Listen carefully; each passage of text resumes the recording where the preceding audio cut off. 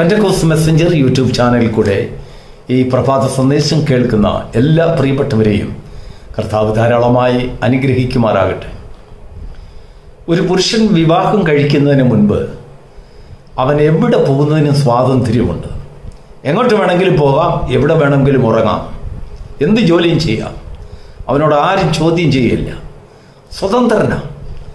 എന്നാൽ വിവാഹം കഴിച്ചു കഴിയുമ്പോൾ അവൻ്റെ ഉത്തരവാദിത്തങ്ങൾ കൂടി, അവന് കൂടി ആലോചിക്കേണ്ടതായ കടപ്പാടുകളുണ്ടായി. എല്ലായിടത്തും പോകാൻ പറ്റില്ല, എല്ലായിടത്തും ഉറങ്ങാൻ പറ്റില്ല, എല്ലാ ജോലിയും ചെയ്യാൻ പറ്റില്ല. എല്ലാ കാര്യങ്ങൾക്കും ഒരു കടിഞ്ഞാണ്. കടിഞ്ഞാണെന്ന് പറഞ്ഞാൽ ഒരു കുടുംബത്തിലെ ഒരു ബാധ്യത, ഉത്തരവാദിത്വം. ഭാര്യയോട് എപ്പോഴും അനുവാദം ചോദിക്കേണ്ടതായ ഒരു ചുമതല നല്ല കാര്യമാണ്. ഐശ്വര്യ കുടുംബം അങ്ങനെയാണ്. എന്നാൽ അവർക്കൊരു കുഞ്ഞിനെ കൂടെ ദൈവം കൊടുത്താലോ, അയ്യോ പിന്നെ പറയണ്ട. പിന്നെ വളരെ പ്രയാസത്തോടു കൂടി കുഞ്ഞിനെ അവർ ആഗ്രഹിച്ചതാണ്, മോഹിച്ചതാണ്, ദൈവത്തോട് ചോദിച്ചതാണ്, ദൈവം ദാനം ചെയ്തതാണ്. കാര്യമൊക്കെ ശരിയാണെങ്കിലും ആ കുഞ്ഞിനോടുള്ളതായ സംരക്ഷണ ഉത്തരവാദിത്വം അവരുടെ ജീവിതത്തിൽ വലിയ ബാധ്യതകൾ കൊണ്ടുവരും, ഉത്തരവാദിത്വങ്ങൾ കൊണ്ടുവരും. സ്വസ്ഥത കിട്ടുപോകും. കുഞ്ഞിനെന്തെങ്കിലും അസുഖമെന്ന് കണ്ടാൽ, എന്തെങ്കിലും കുഞ്ഞിന് അപകടകരമായിട്ടുള്ള ഒരു സാഹചര്യം കുഞ്ഞിനുണ്ടാകുന്നുണ്ടെങ്കിൽ, അവർക്ക് മുൻപിൽ അവർ കാണുന്നുണ്ടെങ്കിൽ, പിന്നെ അവർക്ക് ഉറക്കമില്ലാതെ, രാപകലില്ലാതെ, കണ്ണുനീരും പ്രയാസം, അമ്മമാർ നിലവിളിയും, അയ്യോ ഓടിവായോ ഓടിവായോ എന്നൊക്കെ പറഞ്ഞ് അങ്ങ് സ്വസ്ഥത കെടുത്ത്. നമുക്കറിയാം, നമ്മുടെ കുടുംബത്തിൽ നമ്മുടെ കുഞ്ഞുങ്ങളെ നമ്മൾ വളർത്തിയ കാര്യം നമുക്കറിയാം, നമ്മളെ നമ്മുടെ മാതാപിതാക്കൾ വളർത്തിയ കാര്യമൊക്കെ നമുക്കറിയാം. ഇന്ന് ലോകത്തിൽ നമ്മുടെ കുഞ്ഞുങ്ങൾ അവരുടെ കുഞ്ഞുങ്ങളെ വളർത്തുന്നതിന് അവർ പെടുന്നതായ പാടുകളെ കുറിച്ചൊക്കെ നമുക്ക് നന്നായിട്ട് അറിയാം. ഇവിടെ ഇന്ന് ദൈവത്തിൻ്റെ വചനം നമ്മോട് സംസാരിക്കുവാൻ ആഗ്രഹിക്കുന്നത് യോസേഫിൻ്റെയും മറിയയുടെയും ജീവിതത്തിൽ അവർ അഭിമുഖീകരിച്ച ഒരു പ്രശ്നത്തെക്കുറിച്ചാണ്. ശിശു ജനിച്ചു, എല്ലാം വാഗ്ദത്തമായിരുന്നു.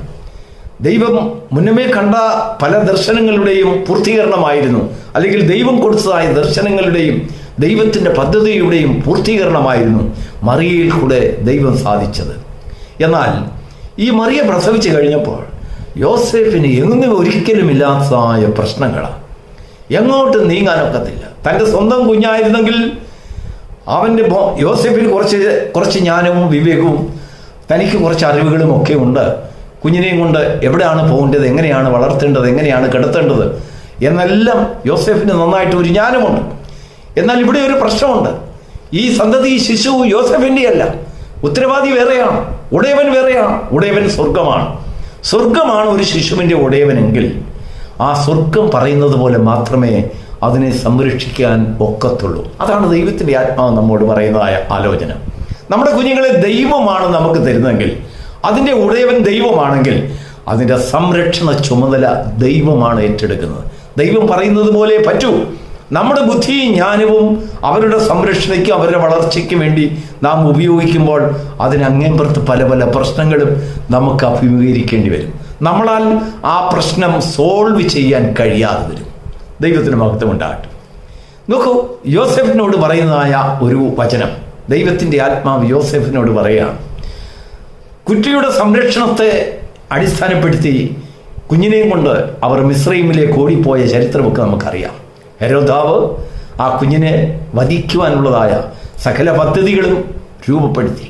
തൻ്റെ അധികാരവും തൻ്റെ രാഷ്ട്രീയ ബോധവും താൻ ചെലുത്തിയതായ ഭയവും അല്ലെങ്കിൽ ആ കൽപ്പനയും അവിടെ ഉണ്ടാക്കിയതായ ലഹളകളും എല്ലാം അടിസ്ഥാനപ്പെടുത്തി അവിടെ വലിയൊരു പ്രശ്നത്തിനും കണ്ണുനീരിനും കാരണമാകാവുന്ന ഒരു സാഹചര്യം കണക്കിലെടുത്തുകൊണ്ട് യോസേഫിനോട് ദൈവം പറയാണ്, ശിശുവിനെയും കൊണ്ട് അല്പകാലത്തേക്ക് നീ മിസ്രൈമിലേക്ക് പോകാം.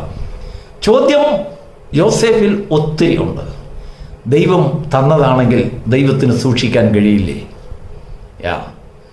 ദൈവത്തിൻ്റെ ദാനമാണെങ്കിൽ, ദൈവപുത്രനാണെങ്കിൽ, ദൈവത്തിൻ്റെ സന്തതിയാണെങ്കിൽ, പരിശുദ്ധാത്മാവിനാൽ ഉൽപ്പാദിതമായ സന്തതിയാണെങ്കിൽ, ഒരുപക്ഷെങ്കിൽ യോസേഫ് മറിയയെ കുത്തി ഒരുപാട് കാര്യങ്ങളൊക്കെ പറഞ്ഞു കാണും.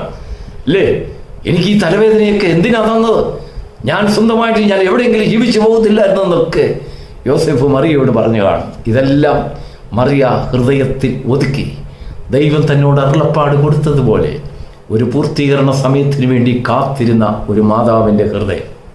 ദൈവത്തിന് മഹത്വമുണ്ടാകട്ടെ. മിസ്രൈമിൽ പോയി കുറച്ചാൾ കഴിഞ്ഞപ്പോൾ ദൈവത്തിൻ്റെ ആത്മാവ് യോസേഫിന് നേരിട്ട് ദർശനം കൊടുത്തു. യോസേഫേ, ശിശുവിന് പ്രാണഹാനി വരുത്തുവാൻ നോക്കിയവർ മരിച്ചുപോയി. അതൊരു വലിയ സന്തോഷ വാർത്തയാണ്. അതുകൊണ്ട് നീ എന്ത് ചെയ്യണം? ശിശുവിനെയും എടുത്തും കൊണ്ട് ഇസ്രായേലിലേക്ക് തിരികെ പോകണം. പെട്ടെന്ന് അമ്മയെയും കൂട്ടി ശിശുവിനെയും കൂട്ടി നീ പോകണം.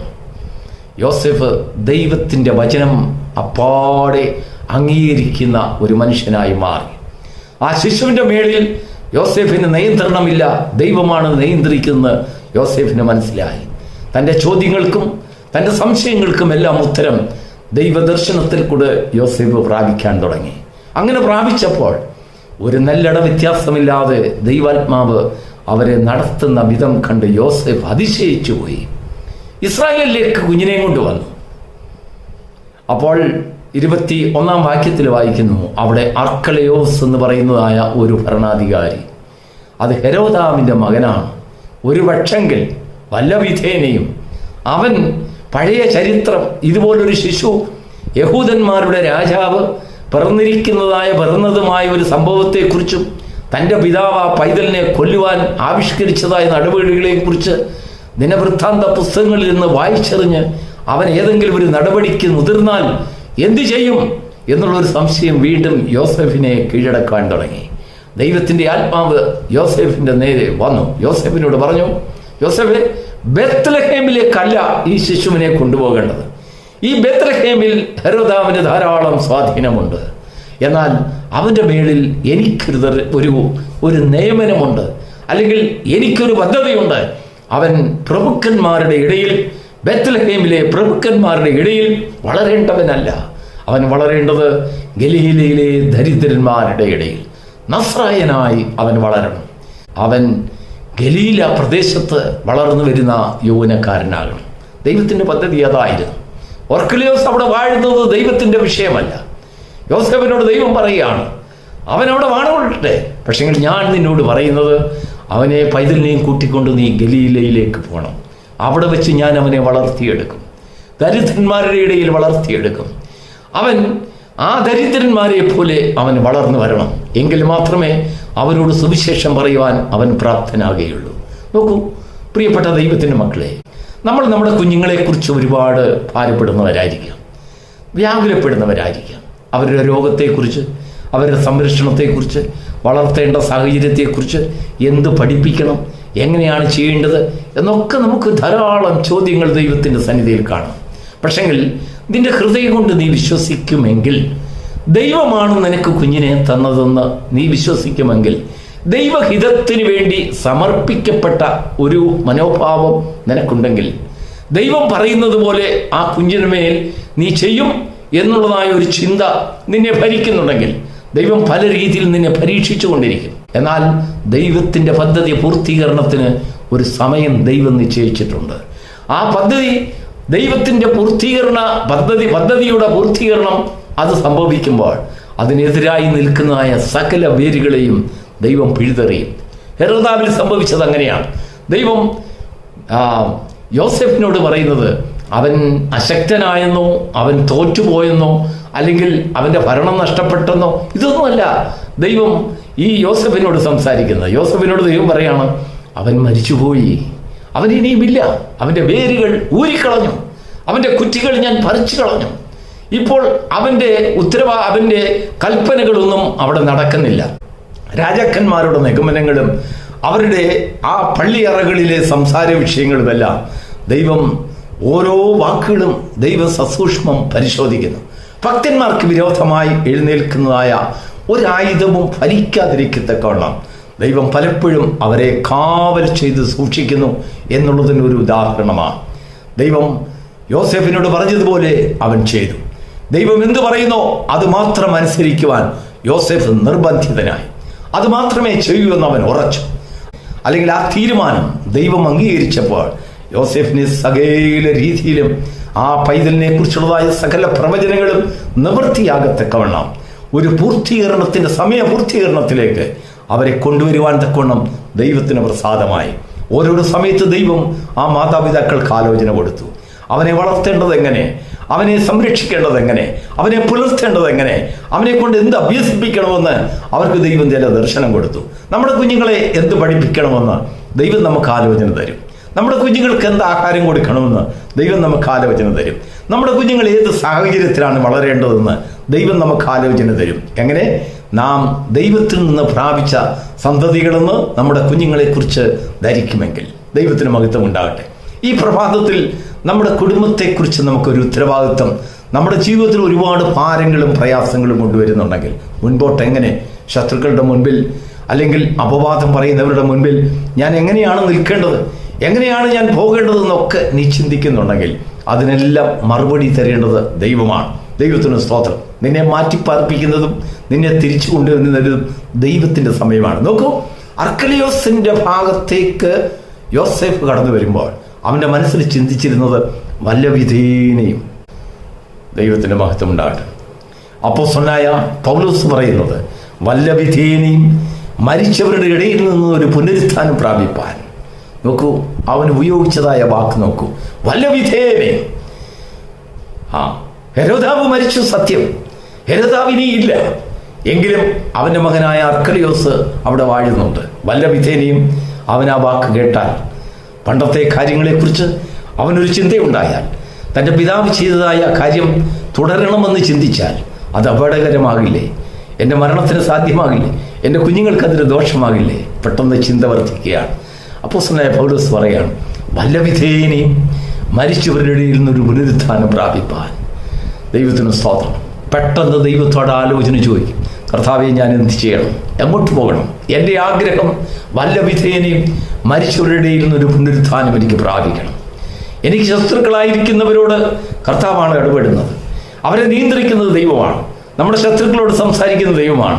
അവരുടെ ആ പിറുപിറുപ്പെല്ലാം കേൾക്കുന്നവരുടെ പദ്ധതിയെ ഓരോന്നായി സംസ്കരണം പഠിച്ചുകൊണ്ടിരിക്കുന്നത് സ്വർഗമാണ്. നമ്മുടെ ചിന്ത, നമ്മുടെ ആവശ്യം, ദൈവം നമ്മെക്കുറിച്ച് ആവശ്യപ്പെടുന്നത് പൂർണ്ണമായി ദൈവത്തിൻ്റെ കരത്തിൽ ഏൽപ്പിക്കുക. തക്ക സമയത്ത് നിന്നെ ഉയർത്തുവാൻ. ദൈവത്തിന് സ്തോത്രം. എപ്പോഴും നിന്നെ മിസ്രൈമിൽ നിർത്തുവാനല്ല ദൈവം നിന്നെ പലപ്പോഴും മിസ്രൈമിലേക്ക് പോകുവാൻ പറയുന്നത്. അവിടെ നിനക്ക് സംരക്ഷണത്തിന് വേണ്ടിയായിരിക്കാം. നമ്മുടെ മനസ്സിൽ ഒരുപാട് ചിന്തയുണ്ടെങ്കിൽ ദൈവം എന്താ ഇങ്ങനെ ചെയ്തത്, ഇങ്ങനെയൊക്കെ എന്താ എൻ്റെ കുടുംബത്തോട് ചെയ്തതെന്നൊക്കെ ചിന്തിച്ചേക്കാം. പക്ഷെങ്കിൽ ദൈവത്തിന് നീ അറിയാത്ത ചില കാര്യങ്ങൾ നടത്തിത്തരുവാൻ, നിനക്ക് വേണ്ടി നടത്തുവാൻ ദൈവത്തിന് ചില സമയം ആവശ്യമായിട്ട് വരും. ചില ശത്രുക്കൾക്ക് വേണ്ടി ദൈവം അനുവദിച്ചു കൊടുത്തിട്ടുള്ളതായ ചില കാലസമ്പൂർണതയ്ക്ക് സ്വർഗത്തിൽ ചില വ്യവസ്ഥകൾ കാണും.